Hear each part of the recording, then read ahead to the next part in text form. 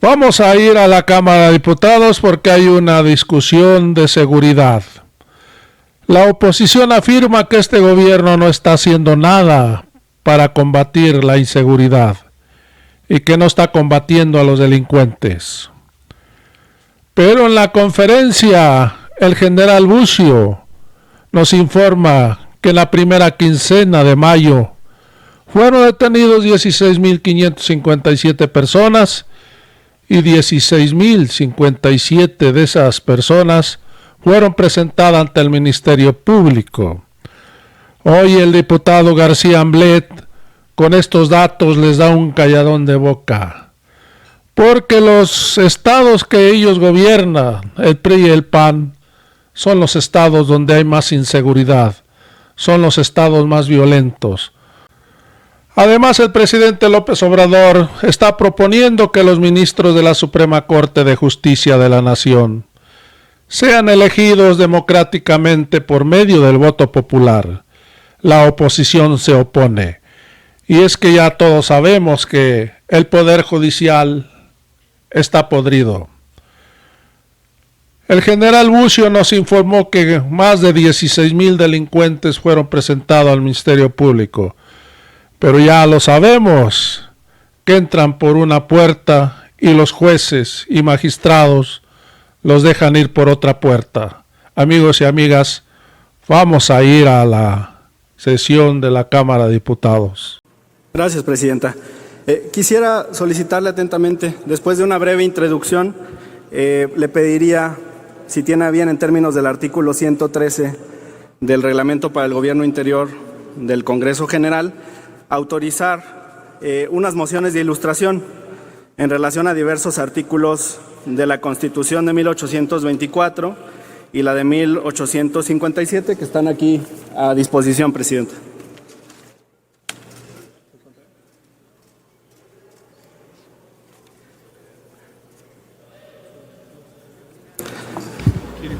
Con la autorización de la Presidencia. Bueno, los datos son concretos, los datos son duros, los datos no mienten, decía un legislador de la oposición, y aquí están, los hemos preparado y agradezco a mi compañera Julieta Ramírez, diputada federal también del Grupo Parlamentario de Morena.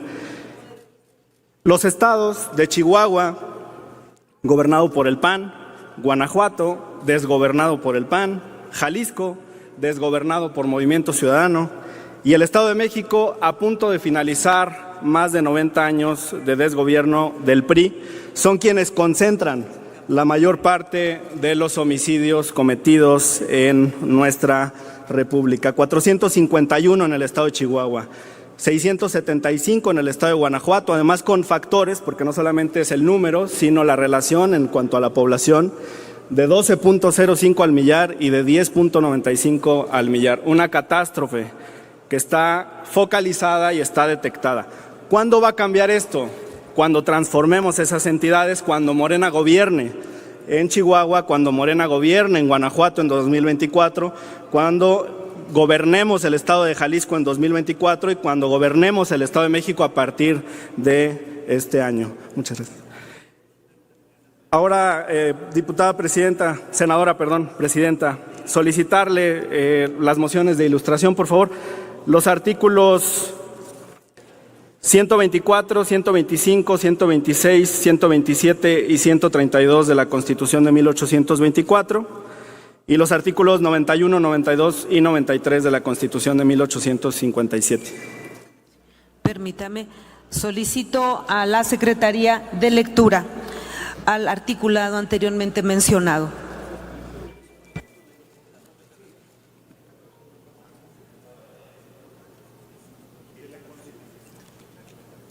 De la Constitución de 1824.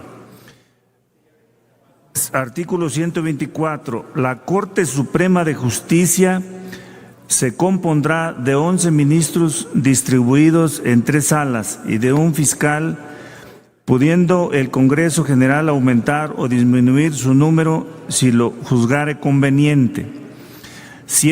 Artículo 125.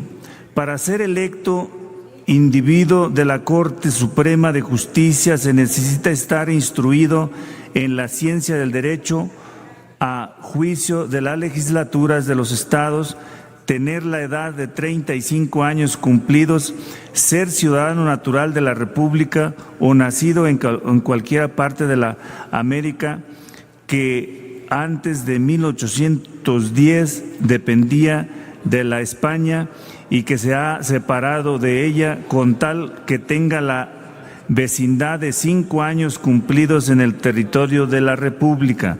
126.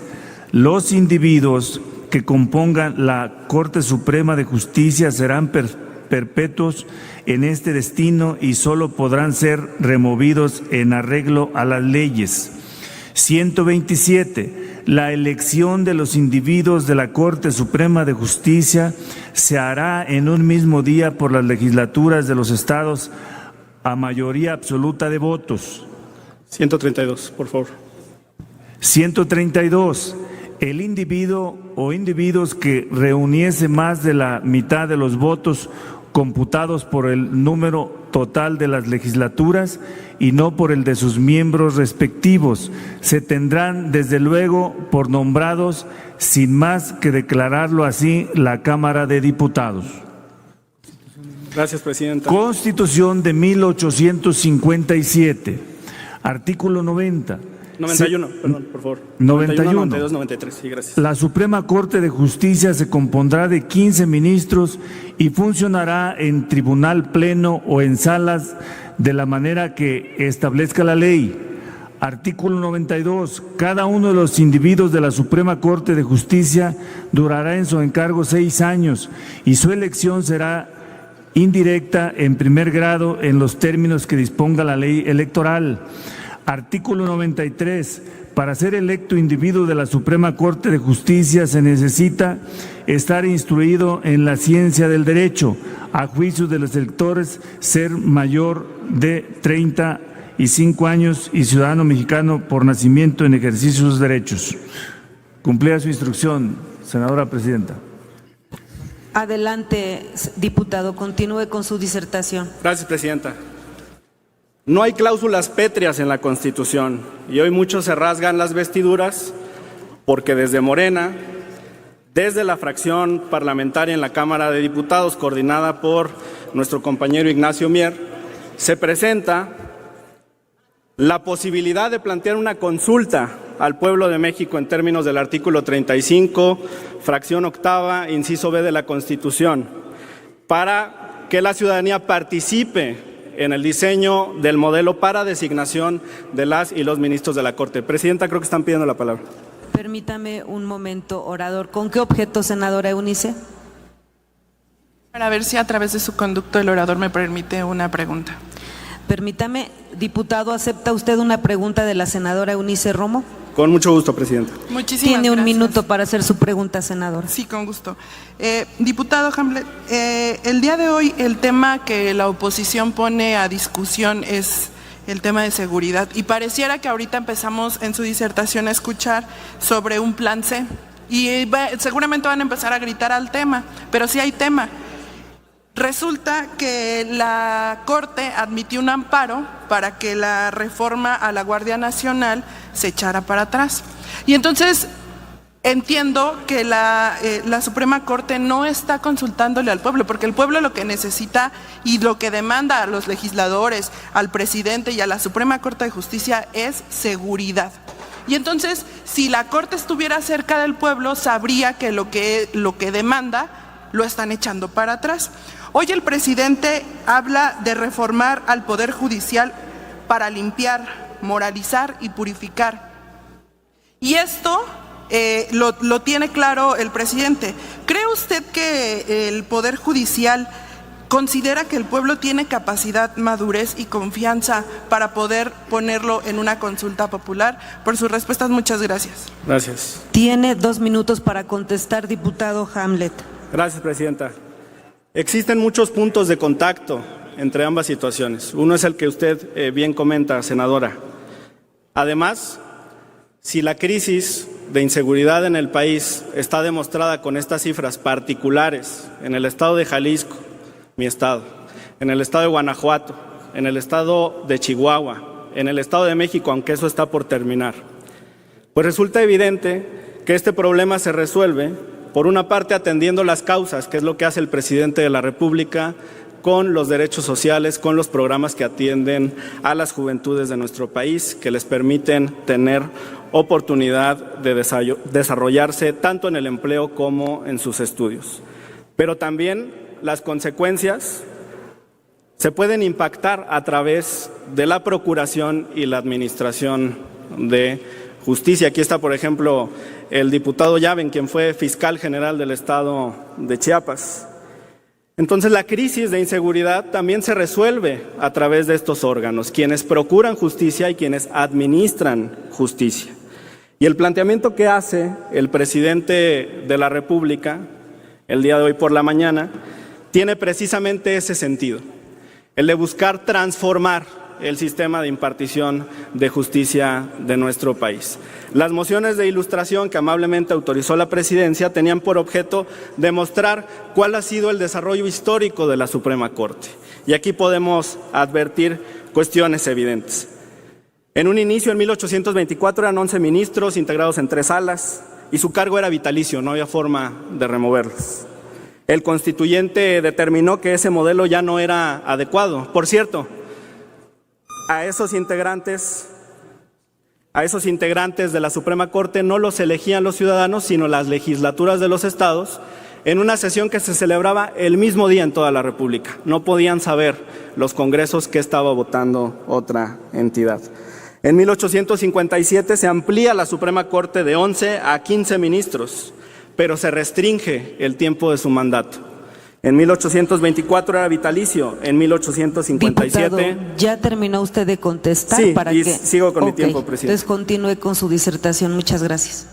Pasó entonces de un mecanismo de designación vitalicia a un periodo de solo 6 años, en una elección indirecta en la que participaba el pueblo de México. ¿Cómo se organizaban? La ley secundaria es muy clara. El país se dividía en distritos de 40,000 habitantes. Y los municipios se dividían en secciones integradas por 500 electores. En una fecha determinada, los ciudadanos se reunían en todo el país para votar en todas las secciones y designar a un elector que los representaría ante la cabecera distrital. En esa cabecera distrital se reunían en otra fecha los electores en representación. Sí. Diputado, ¿con qué objeto, diputada? Solicitarle por su conducto si el compañero legislador me acepta una pregunta. ¿Acepta el orador una pregunta? Con mucho gusto. Tiene 1 minuto, diputada, para hacer su pregunta. Muchas gracias. Diputado Hambler, ¿considera que usted que en atención al artículo 35 de la Constitución, que es de trascendencia nacional, la consulta sobre si se deben elegir o no a los ministros de la Suprema Corte? Gracias. Tiene 2 minutos para contestar, diputado. Gracias, presidenta. Tan es de trascendencia el método de designación de ministros de la Corte que la propia historia constitucional de nuestro país lo demuestra. Se reunían entonces los electores en las secciones de todo el país. Cada sección incluía 500 electores. Y ellos designaban a un representante que iba a la cabecera distrital y emitía un voto en representación de todo ese grupo. En zonas urbanas diríamos que es una colonia y en zonas rurales diríamos que es un pueblo a quien representaban. Y ahí en una fecha votaban primero por el presidente de la República y después por el presidente de la Suprema Corte de Justicia de la Nación. Es falso entonces que en nuestra historia constitucional no exista un ejercicio de relevancia y trascendencia nacional en el que participara todo el pueblo de México, en todos los estados del país a través de los distritos y en todos los municipios del país a través de las secciones. El artículo 22 de la ley reglamentaria de esta Constitución de 1857, en el apartado de designación de los ministros de la Suprema Corte, y el 43 son los que señalan este procedimiento. Ha fluctuado entonces el sistema por el que elegimos a los ministros de la Corte. Hoy son otra vez, como en 1824, 11 ministros, pero en lugar de 3 salas existen solo 2. Y hoy no son vitalicios, como en 1824, ni duran 6 años, como en 1857, sino que son designados por periodos de 15 años. Hoy el método ya no implica la participación del voto popular como en 1857, sino solamente la presentación de una terna por el presidente de la República ante el Senado, que debe ser votada, como ustedes saben, por 2/3 partes. En ese sentido, la propuesta del Grupo Parlamentario de Morena, que ha secundado el presidente de la República hoy en la mañana, significa someter a un debate nacional la fórmula de designación de ministros de la Suprema Corte de Justicia de la Nación y que recuperemos esa brillante época de la Constitución Liberal de 1857. Ha concluido su tiempo de respuesta, perdón, para que continúe con la disertación. Casi termino. Y agote su tiempo. Gracias. Casi termino, presidente.